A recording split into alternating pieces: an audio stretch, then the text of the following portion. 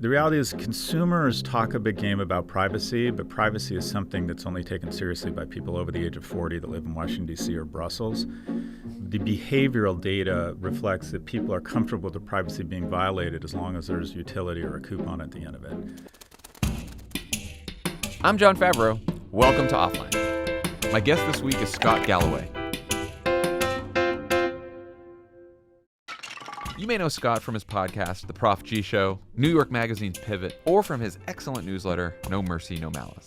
But I invited him on to talk about the one media platform that, in Scott's words, has, quote, risen to the Iron Throne, TikTok. It feels like overnight, TikTok went from a dance app for teens to the world's most influential social media company. We talked about this and so much more. The power of propaganda in our politics, the responsibility of big tech companies, and how to raise kids who aren't addicted to screens. Here's Scott Galloway. Scott Galloway, welcome to Offline. Yeah, it's great to be here, John. So you're someone I've wanted to have on for a while, and I could talk to you about almost Go on. You've never said that before to a guest, have you? I've said it to a few guests. There's a few guests I've wanted to have on for a while. You're one of them. So I showed up early, and I overheard, who is Scott Galloway again? Can someone give me a quick briefing on Scott Galloway? No, I read about you in the New York Times today. You have a nice big profile on you. A buffoon who seeks attention. That was my favorite quote from one of my many fans. You're welcome. I never got this. What is going on? Anyway, I could have talked to you about any offline-related topic, but I was struck by two recent pieces you wrote in your excellent newsletter, No Mercy, No Malice, about TikTok, which you argue is on track to become one of the most valuable and influential media platforms in the world, and one that is also a national security threat that the United States government should ban. I want to get to why you think that a bit later, but I'd like to start by unpacking the first part of your argument.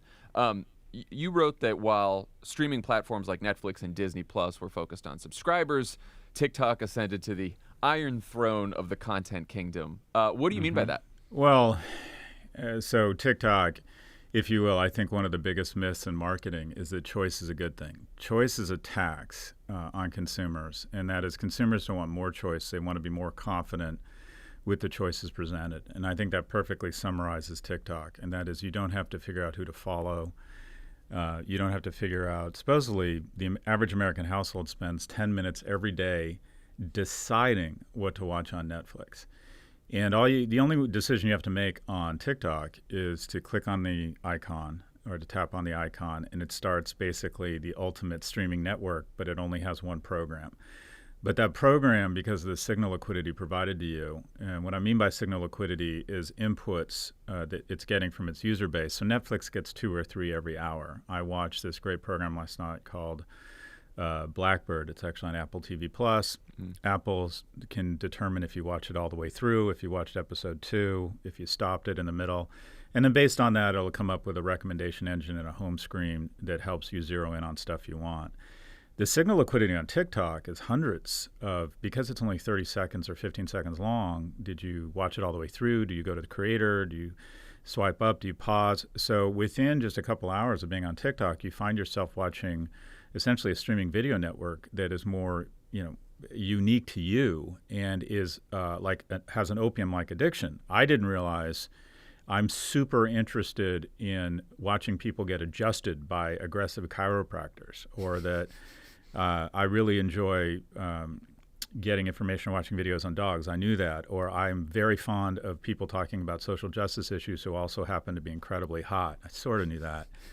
So you have this streaming network that, rather than a kind of a social graph, has put together an interest graph, has 1 billion people, is grown to 1 billion faster than any application in history did it, I think, in about a half or a third of the time of Instagram, which now has the number 2 spot.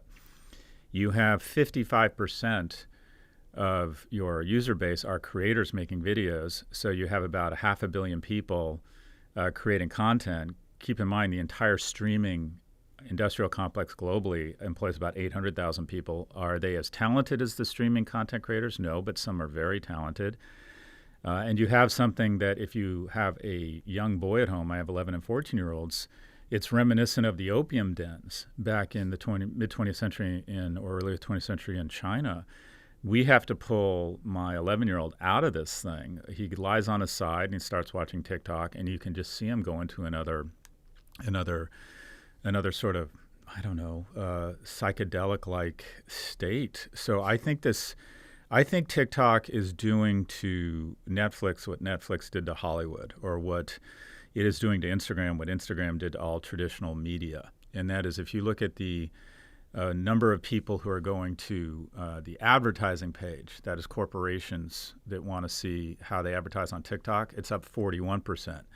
That same page at Google, Snap, and Twitter are off 12, 18, and 24%. So one is ascending and the others are declining. And I think TikTok sandbags their numbers. Every other firm looks for ways to position their numbers in the most optimistic light, hoping that more people buy their stock.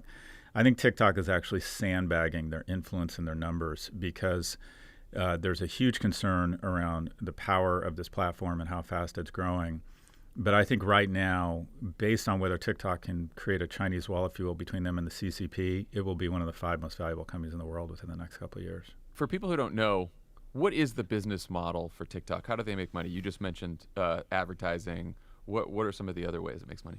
That's a correct question. I think it's mostly an ad-driven platform like Facebook, that because it has all this incredibly rich data set, it can serve you ads at exactly the right moment. I mean, I think we've all had that moment on Instagram where we're at a Beyonce concert and an ad for her album comes up, and you think, okay, is somebody watching me? Yeah. And the answer is yes. And the reality is, consumers talk a big game about privacy, but privacy is something that's only taken seriously by people over the age of 40 that live in Washington, D.C. or Brussels. The behavioral data reflects that people are comfortable with their privacy being violated as long as there's utility or a coupon at the end of it. Uber knows where you're going during the day. With a thin layer of AI, Uber could identify people who are on their way to terminate a pregnancy, could determine your HIV status, if you're having affairs. And we decide to take that risk because it provides great utility. Google, the greatest hack in history that would create social chaos, is simple. If somebody hacked Google and could publish your name, your face, and then a chronological history or listing of your searches, that would create social chaos. Divorce courts, the media couldn't begin. It would be like page 6 million every day, or 1 million page sixes. So it knows your sexual fetishes, your health habits, whether you're contemplating divorce or marriage. So we gave up our privacy willingly a long time ago. People have some sensitivities around health information, political affiliation, or sexual orientation, but for the most part, we've basically said violate our privacy. And so what I think this company is able to do is zero in with this algorithm. And just as they feed you unbelievably powerful content, I think they'll be able to feed you unbelievably relevant ads that will get higher and higher CPMs, that are really entertaining. But if you look at it, it earned $4 billion in revenue in 2021, and it's projected to hit $12 billion this year. So it's the fastest growing $1 billion plus media company in history. It's going to triple to $12 billion. And so that's, what is that, a 200% increase in revenue versus 14% in the industry. Twitter was down 1% in the last quarter. So it is ascendant, and what's unusual about it is they actually play down their numbers.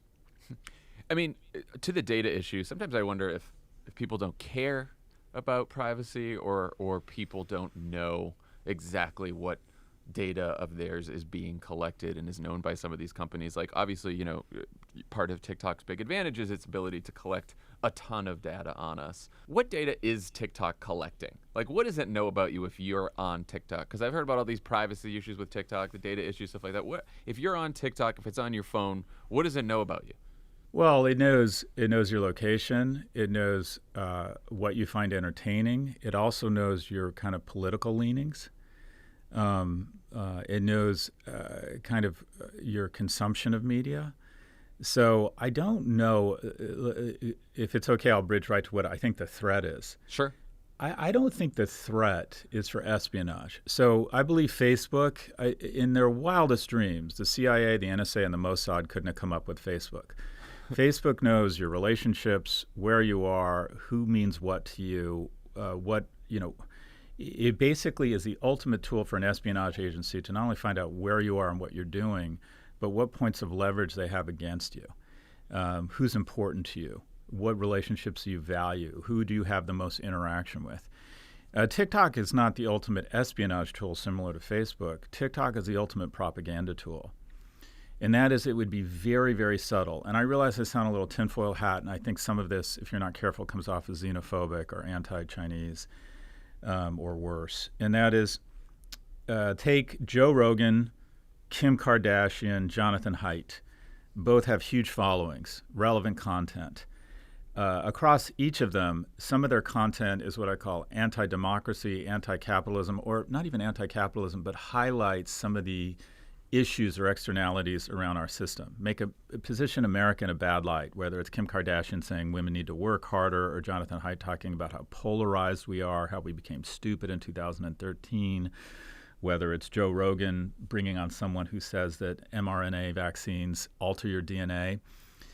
All TikTok or the CCP would need to do is kind of put their thumb on the scales of content that is what I'd call less or more critical, questions our system, and start running it increasingly more often, in contrast to the very positive content those content creators produce about America. And essentially, we might raise a generation of Americans that just feel worse and worse about our system, our leadership, and take for granted the incredible, system we have. And I think it would just be incredibly easy, and I wouldn't doubt, I'd be shocked if they aren't doing it already. So when you have people spending 15 hours a month on Facebook, and everyone freaked out about that, 8 hours on Instagram and 6 hours on Snap, and get this, John, 29 hours a month on TikTok, you have what is the most dominant information, the most dominant media source in the world across the most powerful nation in the world. And it would very elegantly and seamlessly and covertly be so easy to start raising a generation of people who just feel a little bit worse about our elections, are a little bit more cynical about democracy, are resentful of capitalism. So I think it's an existential threat. Just for people who might not understand the relationship between TikTok and the Chinese government, can you talk about what that relationship is, and how China sort of exerts control over companies like this? Because I think that people don't quite understand that. They know that TikTok has connections to China, but I don't know that they quite get the power the Chinese government would have to sort of step in and put their thumb on the scale, like you're saying. So I don't consider myself an expert on this, but the very basics are TikTok is owned by ByteDance, which is a Chinese company. And the general assumption is, and it's a safe assumption, that there is no separation between the CCP and Chinese companies. And that if the FBI shows up to Apple and says, all right, we have a terrorist who's just killed 17 people, and we have his iPhone, and we want to know if there are other attacks being planned right now, we need into his iPhone. Apple can say no. And they can then both parties can go to a judge, and a judge, based on laws and precedent, can decide whether or not Apple has access to that phone. I think the CCP can skip that. I think they can leapfrog that and call Jack Ma and say, all right, you've been running around shitposting the CCP. We're either going to disappear you and your family, or you're going to decide to step down and start painting. There's just a level of control. It's an autocracy. It's sort of, there just really isn't a comparison between, in my view, the two systems. And I would argue there's just no separation between a Chinese company and the CCP. And I don't blame the CCP for wanting to have to weaponize what is the ultimate weapon. I think this thing is much more powerful than any aircraft carrier squadron or any anti-aircraft missile battery technology or hypersonic missile. Because if you look at what ails America geopolitically, we are actually in a very strong position geopolitically. Our inflation, as bad as it is less bad than anywhere else. We're food independent. We're energy independent. We still attract the most innovative organizations and people in the world. But at the same time, the thing that threatens us is we increasingly don't like each other. Americans have forgotten that Americans will never have allies that are stronger and more committed than other Americans. And yet a third of the people in each party see people in the other party as their mortal enemy. That is the threat. And TikTok can start leaning on that. And I believe the CCP decided, all right, the industrial tutoring complex is bad. Rich kids, similar in America, are ending up in our best schools disproportionately. So they took a multi-billion-dollar publicly traded industry, the industrial tutoring complex, and they just shut it down. They said to their ride-hailing company, Diddy, if you're not going to share information with us, or at least it feels like this happened, we're going to just shut your ass down. Yeah. And so the line between the CCP and companies, in my view, is just non-existent. And so unless TikTok or ByteDance, and by the way, I want to be clear, I know some people at TikTok, I think they would like that wall to exist because they're all capitalists. They want their Gulf Streams. They want to have financial security and buy homes in the Hamptons. And they recognize that if this becomes just a whiff of a propaganda tool of the CCP, they're probably going to be severely hamstrung or even booted out of the U.S. and Western Europe, and they're not going to make nearly as much money. So I think the executives there don't want the connection. They want a Chinese wall. They want a separation. I don't know if they can manage that because the CCP can just a few calls to people they have leverage over. They will also disappear people. I mean, if you look at what happened to Jack Ma, it's exceptional. What if Jeff Bezos just disappeared? Yeah. What if Jeff Bezos started shitposting the government as he does sometimes and talk about freedom and how the government needs to do the following things, and all of a sudden no one could find him? I mean, it just wouldn't happen here. And then he showed up and said, I'm stepping down from Amazon and I'm going to start making pottery. And I'm going to stop talking about the government. That is what happened with the most successful for-profit company in likely the history of China. So to somehow think that TikTok plays on the same level playing field as us now, I just don't think it's accurate. I think there's things they could do if they spun the American entity, American shareholders, American regulation, data stored on American servers. But I think it is very hard to make the case that we don't have what I would call this real threat from the CCP that will be just incremental, gnawing, insidious, that could potentially massively influence a new generation of Americans. Offline is brought to you by Blue Moon. Share any summer memories you've had when you enjoyed every second of the experience or any upcoming summer plans you have. I just came back from a vacation in Maine. How'd it go? You know what I drank while I was there? Blue Moon? Blue Moon. You drank Blue Moon. And about a little bit of... Just looked at the ocean, sat by the beach, drank some lobster roll? Little lobster, quite a few lobster rolls, Tommy. They do it right. Quite a few lobster rolls. Some fries? Yeah, some fries too. I don't think you had too many fries. I had some fries. Did you have lettuce wrapped lobster rolls? No, you know what? The carbs on vacation. It was fun. Wow. Good for you. Good for me. Good for me. And Blue Moon. Summer's the most fun when you can savor every moment, so why spend it drinking a light beer you don't actually enjoy? Blue Moon Light Sky is a light beer with incredible flavor you can only expect from Blue Moon, and it's the perfect companion to those summer moments you want to make the most of. It's so good, you'll want to savor every sip. Blue Moon Light Sky Citrus Wheat and Tropical Wheat are two refreshingly light, citrusy wheat beers, checking in at just 95 calories per 12 ounces. Both beers are bright and crisp with a twist of citrus. Blue Moon Light Sky Citrus Wheat is brewed with real tangerine peel, and Blue Moon Light Sky Tropical Wheat is brewed with pineapple and orange peel. Talk about your favorite daytime activities to pair with Blue Moon Light Sky. Anything. Beach sitting. Beach sitting. There you go. Baseball game, Sure. Beach sitting, whatever you do, you can do it with Blue Moon Light Sky Citrus Wheat and Light Sky Tropical Wheat. Get them delivered by visiting get.bluemoonbeer.com/offline to see your delivery options. That's get.bluemoonbeer.com/offline. Blue Moon Light Sky, savor every sip, celebrate responsibly. Blue Moon Brewing Company, Golden, Colorado Ale. Offline is brought to you by Smile Actives. Are you self-conscious about your smile due to stains? Are your teeth aging you? Popular food and drinks are known to stain teeth. Beverages like coffee and wine stain them over time. So what can you do to brighten your smile? Well, you should give Smile Actives a try. Smile Actives is safe, effective, easy to use, and it's going to keep you smiling proudly. 90% of Smile Actives users in a clinical trial reported up to 6 shades whiter on average, all within 30 days. Have you ever wished that you had a whiter and brighter smile? Well, before you visit a dentist, you should know that their whitening treatments can be very expensive, and it's not just the price. You also have to book the appointment and schedule time away from work or family to sit in a dentist's office chair while undergoing the procedure. It's a real pain in the ass. Fortunately, now you can try Smile Actives at home or anywhere, anytime. Smile Actives offers a safe and affordable alternative to those expensive whitening procedures. Those ones hurt, too. They don't mention that. The dentist ones hurt.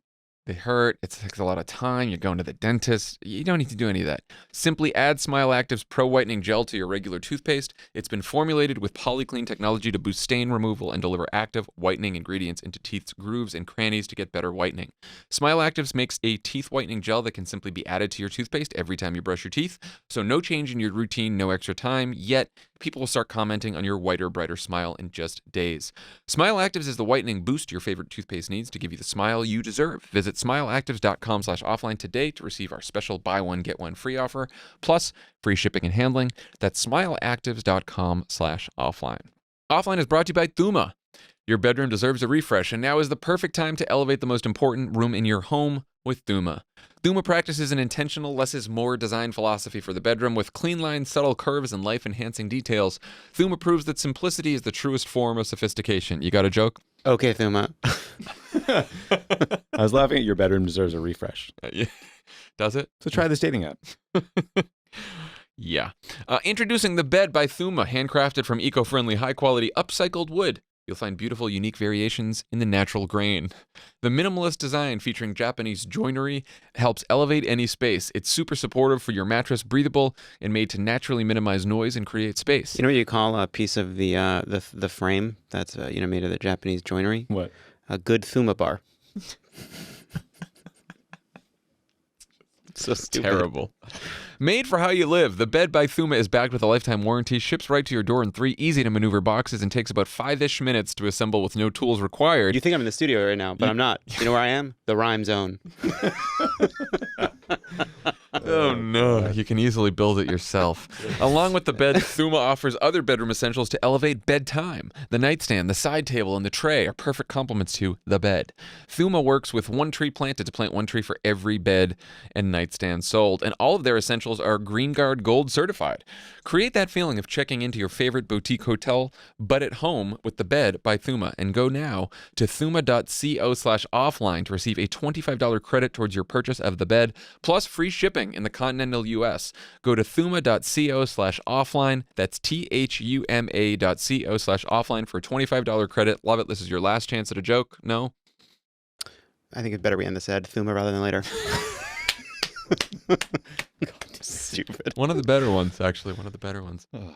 Last night, I was scrolling through Twitter, which is my drug of choice, and I saw former Democratic digital strategist Wally Nowinski tweet, "Always hard to tell if it's the normal algorithm or if we're getting a preview of what propaganda is like when China owns a social media network, but my TikTok feed today is 50% videos about Pelosi visiting Taiwan. None are pro-visit." Doesn't seem like a coincidence. Well, look, I know, John. By the way, I love your Twitter feed. Thank you. I'm addicted to Twitter. It is my dope. When this airs, I'll immediately go on Twitter and think, do they like me? You know, I am desperate and I am addicted to affirmation. And Twitter is a propaganda tool that's been weaponized, and such that they can lie to their advertisers and exaggerate their numbers and engagement. They let it run rampant. But the thing is, Twitter has a highly influential group of people, but it's actually quite small. It's not. America's youth is not on Twitter. Right. It's a lot of people who have an outsized footprint in Washington and the media. But your kids, John, do you have kids? I do. I have a 2-year-old, so I'm terrified of when he finally discovers TikTok.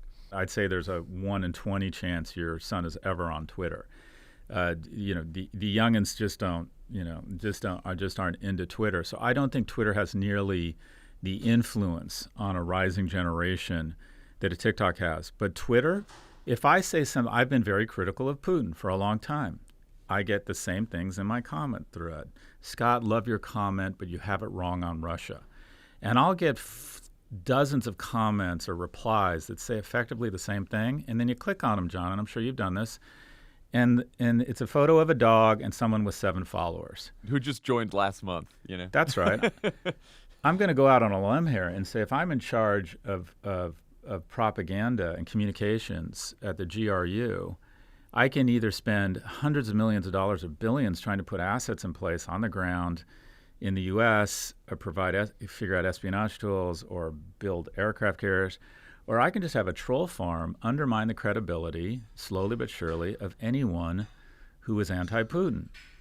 And I believe, so I have been very critical of some privately funded VC-backed startups. And the moment I criticize Bitcoin, the moment I criticize Tesla, the moment I criticize the portfolio of a VC, I start getting all this shit posting in every one of my posts because I think these people, these entities have decided, let's undermine this guy's credibility. Some of it is accurate. Some of it is justified.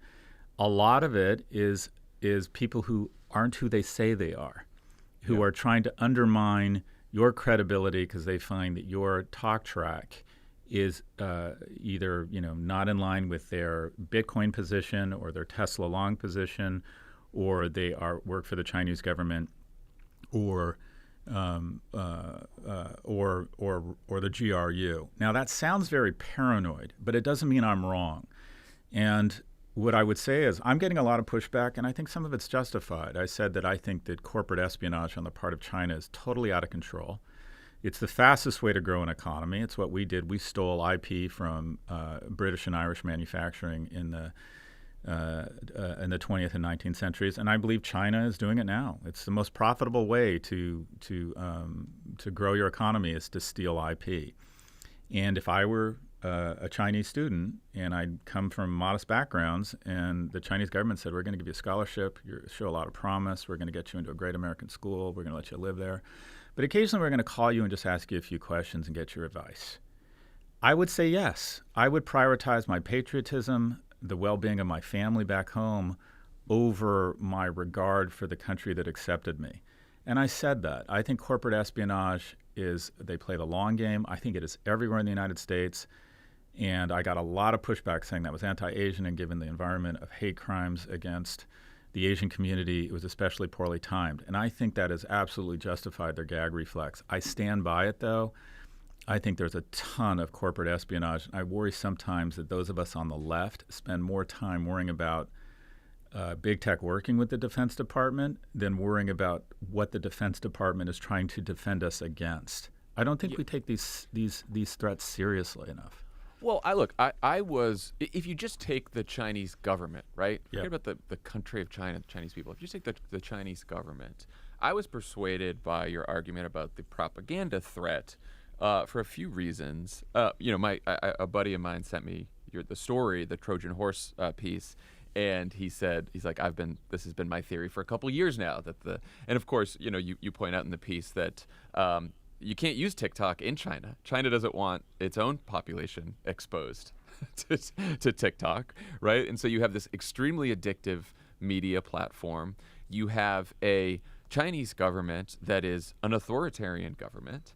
And, you mentioned Putin. Like, I can't imagine many people in either party allowing Vladimir Putin to control one of America's largest media platforms. And that was even before his invasion of Ukraine. And we, of course, saw what happened in the 2016 election, where whether it was successful or not, you can have the argument, Vladimir Putin and the GRU still tried to use the kind of propaganda that you're talking about to influence an election. Clearly, as TikTok becomes one of the largest media platforms in the world, used by, especially by an entire generation in this country, whether they're putting their thumb on the algorithm or not, we know they have the power to.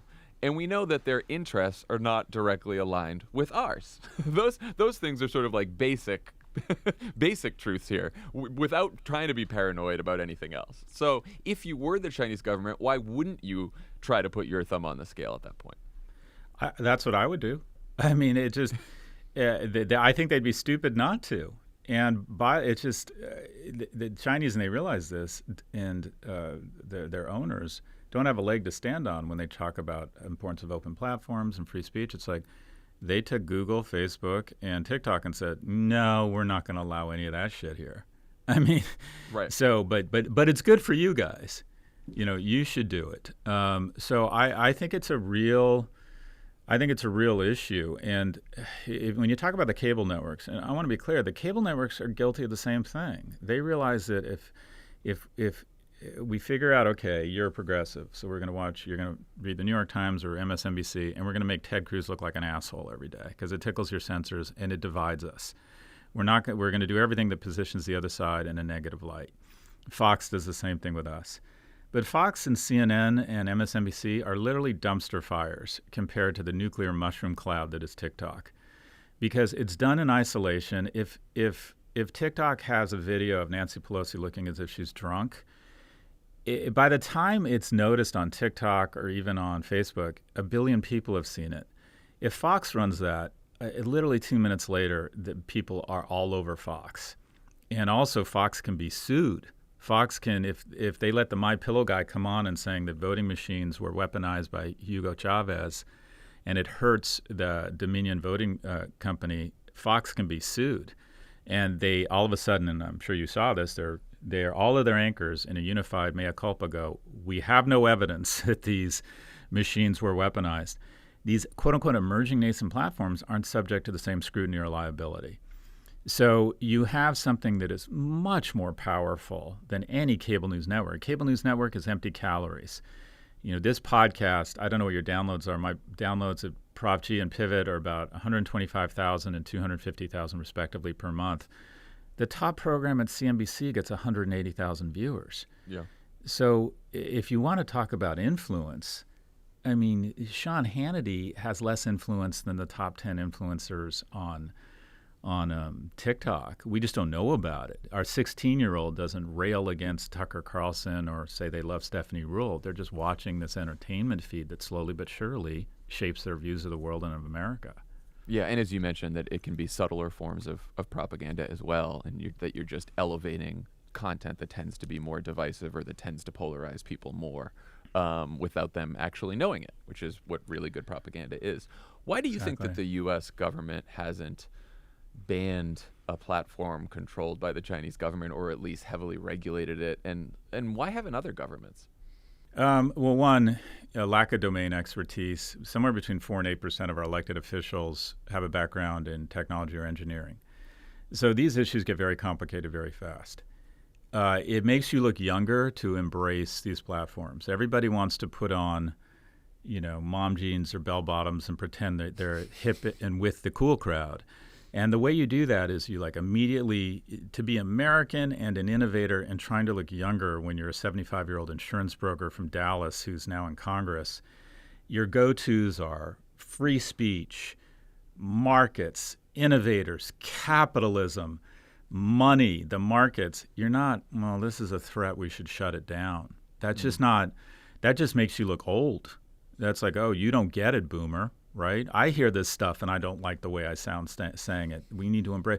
This is a chance to make money. This is the young people like it. It's the future. Our system is so strong that we value free speech. And I buy into all of that. But this isn't free speech, in my view, or it's free speech that's being weaponized under the auspices of free speech. And the free speech argument has been so bastardized, perverted, abused. This is a private company, and it's owned by, organization with strong links to or a connection to the CCP. We don't have any obligation to provide them with free speech. That is not, private companies don't have any fidelity to the free speech. All this bullshit around Elon Musk yelling free speech as it relates to Twitter. Twitter is a private company. Fox doesn't have an obligation to let AOC and Elizabeth Warren comment on every program they have, nor does MSNBC have an obligation to hear what Marjorie Taylor Greene thinks about every single piece of content. They're private companies.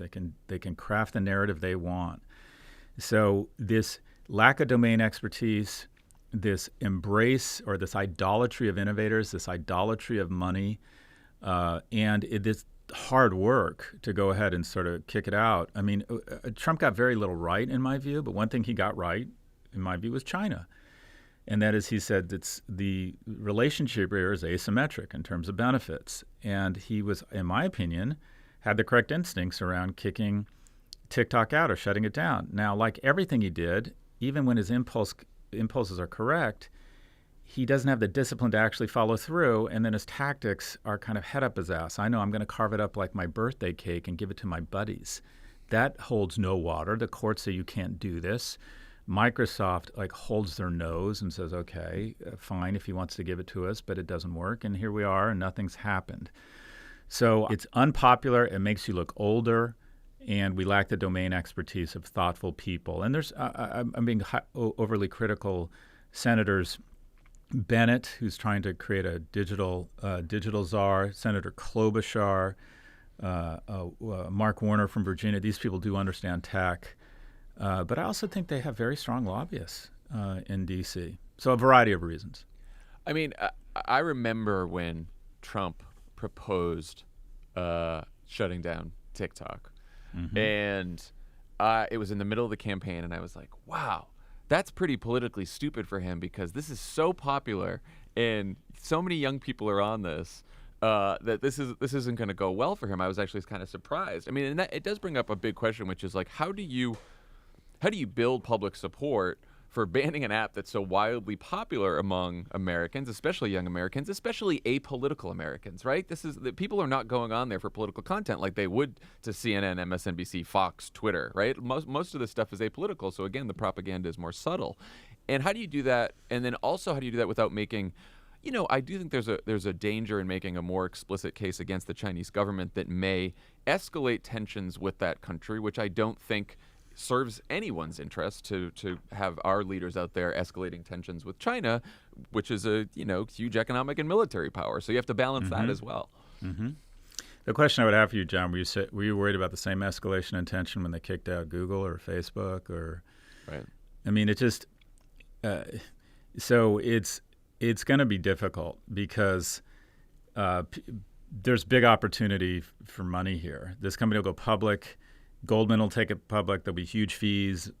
People want to buy this stock. And you want to see, like, when I try and take my phone away, you're going to find this, and it's really weird. If you want to understand addiction, just get kind of, I don't know, the term is lazy. And I'd like to think I understand the externalities of hardware devices and these interactive platforms better than most people. And I've let my sons digress into device addiction on occasion, because I want them to leave me alone so I can go on my devices and satisfy my needs. But it's really scary, the extent to which we are addicted to these things. And I can't imagine the withdrawal systems or the withdrawal effect or health impact if we tried to take TikTok away from this generation, and how angry they would get at their parents. There'd be real backlash. But I would argue that our government is here at the end of the day to prevent a tragedy of the commons and think long term and lay out the case that this is a real threat and we can't control this threat. It's so insidious because it would be so easy. It would be so easy to get away with this and just make us feel worse and worse about our nation slowly but surely. I believe that this would inspire a spin of U.S. assets where I think everybody wins. I think the people in China who have started this company deserve to make billions. And I think it would be good for the Chinese economy to have that sort of revenue recognition. I think it's an amazing product. I think Facebook and Google need more competition. So I would like to see TikTok thrive in the United States. I would like it to be all the incentives, if you will, to be more in line with American incentives. And unfortunately, even the companies that are domestically controlled have prioritized shareholder value over the well-being of the Commonwealth. That's a bit of a different talk show. But when you layer in an autocratic government that is an adversary and wants to see American weakened globally, then the shit gets even more real. And so I'd like to see basically us say, all right, you spin it to American shareholders, and you get paid for it. I'm not suggesting we, Robin Hood the thing and just take it from them. But it's got to come under the control and incentives of U.S. entities, period, full stop. Otherwise, we can't have this here. I mean, let's say that more optimistic scenario comes to pass, and you take the Chinese government out of the equation here. You still have, as you have described and talked about, a platform that is incredibly addictive, as you just mentioned, particularly addictive for children. Like, do you think this platform, do you think TikTok is especially addictive for children for specific reasons, or do you think that young people just stumbled upon an especially addictive platform? Like, what do you think it is about kids specifically that are getting so hooked on this? Well, it's not just TikTok. It's as our brain develops, we love reaction to things. And these platforms immediately give you reaction, whether it's the number of likes you get on a tweet or how many comments, or if you're a creator, how many people view your video on TikTok. It's also just so entertaining to go down a rabbit hole of TikTok and just see what it serves you. And I mean, I don't know about you. I can get on TikTok and an hour later I look up and it just feels like it was 5 minutes. So it's radically addictive, but so is Instagram. I'm hugely addicted to Twitter. I'll wake up in the middle of the night and think, I can't sleep. I know, I'll check Twitter. Yeah, I know. I've done that too. And I like to think that it's to learn, and I do. It's my newsfeed, but mostly it's this pathetic, desperate need for other people's affirmation and to check in and to see if my content is resonating. Which is pathetic, but at least I'm cognizant of it. I don't think young people with developing brains, especially males who are more prone to addiction, I think they get more addicted. I think that the body shaming and standards that Instagram creates, where it throws wealth in your face, it throws amazing bodies in your face, or unreal or unreasonable expectations around looks. And then with young people, and this is getting more into Instagram, my colleague at NYU, Jonathan Haidt, has just shown very compelling data that teen depression started to skyrocket about the time social went on mobile in 2013. And what we have here is that boys bully physically and verbally, girls bully relationally, and we've literally put a neutron bomb in their hands with a phone that has an Instagram app on it. And we've seen massive increases in not only teen suicide, but hospital admissions of self-harm and self-cutting. And these aren't self-reporting. These are actual hospital admissions. So these platforms result in depression. They result in anxiety.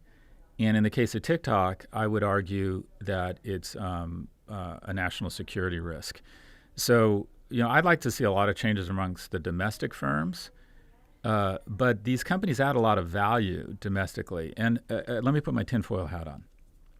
I can't understand why these companies haven't come under more scrutiny or punishment, either fines, legal action, civil action, antitrust. And I'm convinced that when the Facebook executives come to Washington, there's a public hearing, and then I think they go behind closed doors in a private session of the Senate Intelligence Committee, and they say, okay, you continue to give us information on bad guys, and we'll continue to look the other way around this shit. I think it's a quid pro quo with U.S. companies, because I think the reason we find very bad guys almost always involve, I would guess, a platform's cooperation. It's just the ultimate espionage. Every person in the world uses one or more of these platforms. And so them working in concert with our security apparatus, I think, has resulted in a lot of good things. But I think that these, for lack of better, I think the Zuck says, all right, then cool your fucking jets around the antitrust and the other stuff you're coming. And I think that's sort of been an unspoken deal that's been struck behind closed doors. I tend to think that your earlier point about their general ignorance of lawmakers around tech issues makes them somewhat impressionable to a lobbyist making an argument that may seem like it's on the level, even though it is not. I think that happens too. So and I just want to comment out, you always revise history to make yourself look like the hero. I went on the board of the New York Times, and the first thing I said was we should shut off Google. And they're taking our great content, they're getting $1 for it, and they're giving us a couple cents, and that was being generous. And the general reaction from everyone on the board and the New York Times was they were so excited to go have drinks with Steve Jobs or hang out with Google. It's like when the dork gets invited to hang out with the cool kids. It doesn't matter if they're there just because they want your weed or they're going to borrow your parents' car or party and trash your place while your parents are out of town. You think, oh, they like me. I'm part of this crowd now. And that's how I would describe traditional media's initial embrace of these platforms was, oh, we want to hang out with the cool kids, not recognizing that, they run their fingers through your hair and tell you how cute you are and then shoot you in the fucking face. Offline is brought to you by Fume. Smoking is a nasty habit that's easy to start and hard to stop. For those of us that have gotten hooked on tobacco or vaping and are trying to cut down on the habit or eliminate it entirely, there's Fume. Fume is the natural inhaler designed for a better, safer, and natural way to quit cigarettes. It's a no-smoke, no-vape, and no-nicotine replacement for the hand-to-mouth habit of smoking. Anyone that's tried to quit knows it often helps to replace a habit than to quit it cold turkey. Fume handcrafts wooden inhalers and uses cores infused with plant oils studied to curb cravings. They have flavors like peppermint and conker with minty notes to simulate menthol cigarettes, and other flavors like cozy chai and lemon berry bliss for a sweeter experience. All of their flavors are 100% natural, no harmful chemicals, no artificial flavors, and absolutely no nicotine. Quitting is tough, but Fume can really help. They've got thousands of 5-star reviews from smokers who've tried everything else until this worked. I gifted Fume to someone that had quit cigarettes by switching to vaping, thinking it was safer, and now is replacing his vaping habit with the Fume inhaler. Success story. It's a success story. Look, Fume's wide range of flavors make it easy to find something that works to satisfy whatever you're craving. Plus, the fact that the inhaler doesn't produce smoke or vapor means you can take it with you to places where cigarettes or smoking products aren't allowed, like most bars and restaurants and even airports and planes. Yeah, cancel culture came for the cigarettes so long ago. It sure did. It sure did, John. And some of the vapes, too. And some of the vapes. If you tried to get cigarettes at a restaurants now, they would call it woke. Yeah. I was reading a story about SNL in the 90s about how someone got in a fight with Norm Macdonald for smoking up in the writer's room. It's a very different time, place, culture. Well, now there's Fume. Whether you're a smoker or ex-smoker who still struggles with cravings, Fume is the perfect tool for you. Head to breathefume.com/crooked and use promo code crooked to save 10% off your entire order. That's 10% off your entire order when you head to breathefum.com/crooked and use the code crooked. Offline is brought to you by Haya. Typical children's vitamins are basically candy in disguise, filled with 2 teaspoons of sugar, unhealthy chemicals, and other gummy junk growing kids should never eat. That's why Haya was created, the pediatrician-approved super-powered chewable vitamin. While most children's vitamins are filled with 5 grams of sugar and can contribute to a variety of health issues, Haya is made with 0 sugar and 0 gummy junk, but it tastes great and it's perfect for picky eaters. Formulated with the help of nutritional experts, Haya is pressed with a blend of 12 organic fruits and veggies, then supercharged with 15 essential vitamins and minerals, including vitamin D, B12C, zinc, folate, and many others to help support immunity, energy, brain function, mood, concentration, teeth, bones, and more. It's non-GMO, vegan, dairy-free, allergy-free, gelatin-free, nut-free, and everything else you can imagine. Yeah, so we gave them to Charlie. It was his very first vitamin, and he likes them very much, which if you have a toddler, you know that it's difficult to get them to eat anything that they don't just sort of that's candy. And Haya is just a delicious vitamin that's also good for him. And I saw Charlie lift a Suzuki motorcycle. Right off the ground. Yeah, he's doing great. He's doing great. We've worked out a special deal with Haya for their best-selling children's vitamin. Receive 50% off your first order. To claim this deal, you must go to hayahealth.com/offline. This deal is not available on the regular website. Go to HIYAHEALTH.com/offline and get your kids the full-body nourishment they need to grow into healthy adults. It's a busy world out there, people. I know you want to stay informed and entertained, but I also know you don't always have time to absorb all the information and entertainment you need. That's where The Daily Show with Trevor Noah, Ears Edition podcast comes in. It's the most absorbent podcast out there. That is what they say about it. On the podcast, you can listen to full episodes, revisit your favorite interviews, and hear exclusive bonus content. With new episodes every day, you can get today's biggest news across politics, entertainment, sports, and more, delivered straight to your ears. And if that doesn't satisfy your Daily Show cravings, you can dive deeper with the Beyond the Scenes from the Daily Show podcast, where correspondents and writers from the show take you deeper on all your favorite segments from Daily Show's past. It's an all-you-can-hear buffet. Listen to The Daily Show with Trevor Noah, Ears Edition podcast on the iHeartRadio app, Apple Podcasts, or wherever you get your podcasts. What's the split in your mind between these problems can be solved by or ameliorated by regulation and government stepping in and actually exerting some kind of control over these platforms, putting some standards in place, versus these are behavioral issues and it's on us to sort of change our behavior and the way that we use these platforms and raise our kids and make sure that they don't sort of fall prey to these more addictive platforms like TikTok and Instagram? Look, we all have the answer is yes. We all have a personal responsibility. I create some with my kids. There's just anyone who tells you, "Oh, you shouldn't allow your kids on screens," and it's bad parenting. That means one thing: they don't have kids. I know. So I've learned that. Yeah. Just wait. But we do have an obligation as parents. I try and bound it. All right, they get an hour or 2 hours a day on their phones, and in some ways it's really powerful. During COVID, my kids would socialize on video games and reach out to their friends. They get their homework on their phones. All right. So, but we do have a responsibility as parents. I think we have a responsibility as citizens, and I'm trying to do something. I'm really inspired. Jonathan Haidt, one of my colleagues, is one of my role models. He said something that really struck me, and I'm trying to live up to it, and it's really hard for me. And it basically distills down to this. Scott, don't shitpost. Don't ever say anything bad about anybody on Twitter, even if they say something. And I have a code around this. I don't ever shitpost anybody unless they're much more powerful than me and they draw first blood. So Elon Musk, much more powerful than me, calls me an insufferable numbskull. Fine, open season on Elon. But other than that, I never, regardless of how vile or wrong comments are misrepresenting me or whatever it is or my work, I've stopped getting back in people's faces. And he's basically said, look, we all have a role in this, and that is to be kinder to each other. And it starts on social media platforms. It starts, and when someone cuts you off in traffic, I used to be that guy that would like zoom up next to them and honk at them, and no one was going to get the better of me. And then you realize, fuck, you don't know what that guy's kid is going through, or if they're worried about paying their rent. And so I do think we all have a role to play in just taking the temperature down.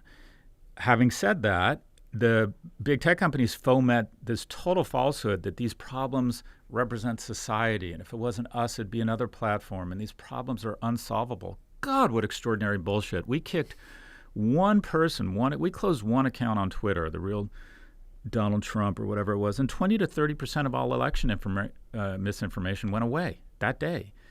And some people say it was high as 40 or 60% because all of his bullshit, all of his lies would get circulated across his 60 million followers and would infect the entire platform. And then they kick him off 9 days after he loses the election, and they want applause for being good citizens. But we can solve these problems. There should be carve-outs to 230. You spread vaccine misinformation or things that weaken our defense or something to do with our elections, an aggressive creative lawyer can file a class action suit against you. Just as, John, if this podcast could be reverse engineered to tangible evidence of outcomes that result in teen suicide, this podcast would be shut down. And you would be in a lot of hot water, as would the entity that distributes this podcast. That's not true of social. We need carve-outs from 230. We need more liability. We absolutely need some of these things to be broken up. 93% of our God, Google's our God. You trust Google more than you trust any rabbi, priest, mentor, scholar, or boss. If you want to know what is these sores I have on my lip, you don't call a doctor right away. You go to Dr. Google. If you want to know the best way to let your mother die a dignified death, you might speak to a doctor or read, something on palliative care, but the first thing you do is go to Google. So a query is nothing but a prayer into the universe, hoping some divine entity that sees everything will send down an answer that you can trust. That's what prayer is. We now pray to Google. 93% of our prayers go to one God. The religious world is a lot more diverse and healthy than our Western God. We have zealotry and a dangerous idolatry and worship of one God that tells us what to think about everything. So YouTube should be spun. Instagram should be spun. I think Amazon should spin AWS. They use it to subsidize a retail platform with predatory pricing, and no firm can compete with them. A healthier economy, antitrust. Oxygenate the economy, similar to what we did with the Bells. Break them up, and 9 years later, all those companies are worth more than the original AT&T. Regulation, absolutely. These companies should not, Apple should not be allowed to advantage Apple Music, an inferior service, over Spotify on its own platform. Yeah. We should there's regulation is needed. Antitrust is needed, civil and even criminal penalties. I'm not sure any of this stops until someone shows up in an orange jumpsuit, because right now the penalties just can never be big enough. Everyone says, the FTC, record $5 billion fine for election misinformation and interference on the behalf of Facebook. Part of the agreement was it indemnified them against anything they'd done wrong to that point. If I showed up to your house, John, and said, for 0.7% of your wealth, which was the representation of $5 billion relative to a $700 billion market cap, I will indemnify you against anything you've ever done wrong. you'd say, sure, where do I sign? That wasn't a fine. It was the best insurance policy ever written. So we can't issue fines that are big enough until it's clear that Mark Zuckerberg knowingly knew and had information that put beyond a reasonable doubt that his content was depressing and harming teenage girls, and that he purposely allocated capital and his brightest people to try and delay and obfuscate from that issue. I think that's a criminal offense. Yeah. I think he has done a lot more harm to Americans, especially our youth, than a lot of people who are behind bars right now. I mean, I do think part of the challenge here is sort of building public support and awareness. And this is part of what I do on this show. It's what you guys do on your shows as well, about these issues, which tend to seem invisible to most people who don't pay close attention to tech news and what these platforms are doing, and even, like you said, members of Congress who don't know a lot of this stuff. And I think one of the reasons that propaganda works in the case of TikTok is that it tends to be invisible. And people also, I thought about this after the 2016 election. People don't want to admit that something changed their mind that they had no control over. We want to believe that we have agency. We want to believe that we are making up our own minds about issues and making our own decisions. And that we want to think that when propaganda works, it works on someone else who wasn't smart, and that it could never work on us because we know better. And so I do think part of the challenge here is that we're sort of, there's some people, there's a lot of people, I'm one of them, who think that Mark Zuckerberg and these platforms are have had, caused tremendous harm to the public and especially to democracy. But it's hard to make people see that. It's hard to make people see that, especially people who don't follow the news for a living.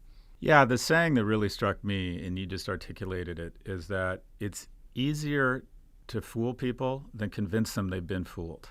Mm-hmm. Because to say to someone you've been fooled is, and for them to believe it, is for them to acknowledge they're an ass.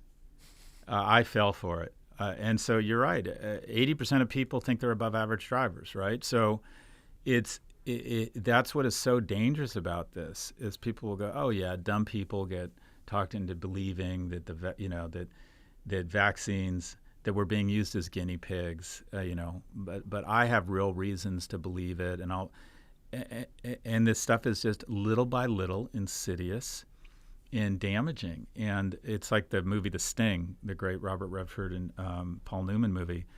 The best sting is the mark doesn't know they were conned. Mm-hmm. They, I don't know if you remember that movie, Robert Shaw from Jaws fame at the end places a bet, and he believes that he fucked up. He doesn't realize he's been had. And that is what is so insidious about these platforms, is I think a lot of, I think the jig is up a little bit. I think a lot of young people are logging off, not a lot, but a significant number are saying, I just don't feel good going on these things. I don't need to see people who have perfect bodies or have all this wealth and are just constantly shoving this wealth porn in my face and making me feel bad about myself.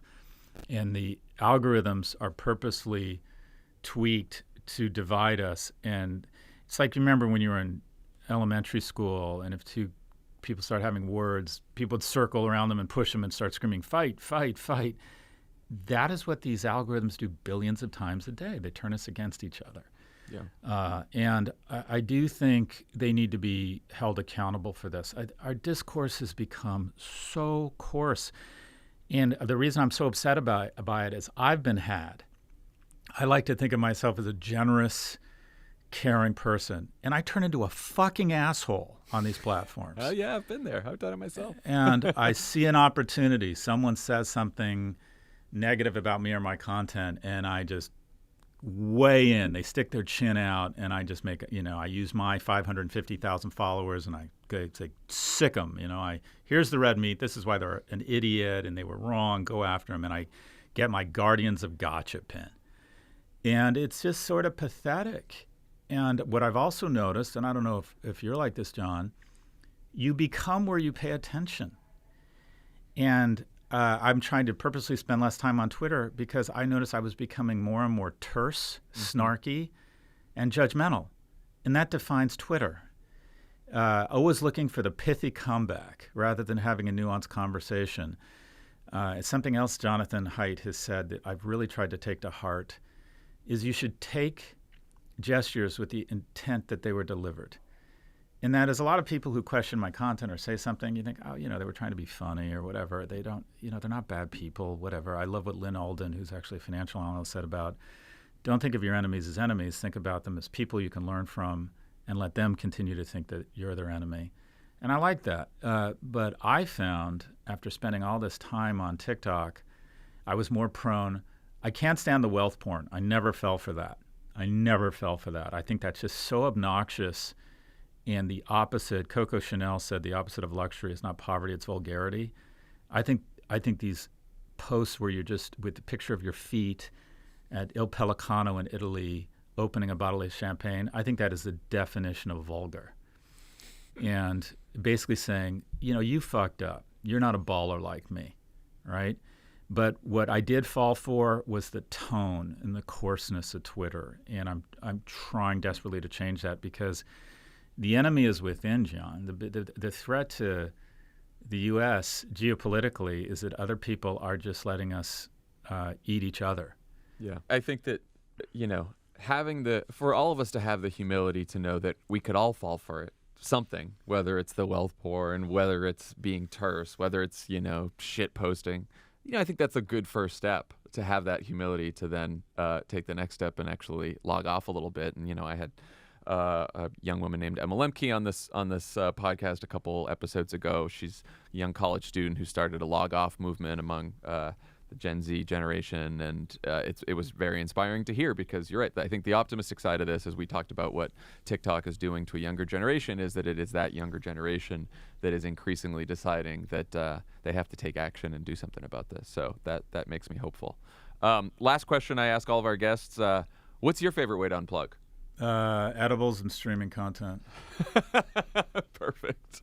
I haven't had weed as an answer in a while. When I first started the show, I had a couple weeds in a row, but now a couple marijuana answers in a row. I haven't had edibles in a while. That's good.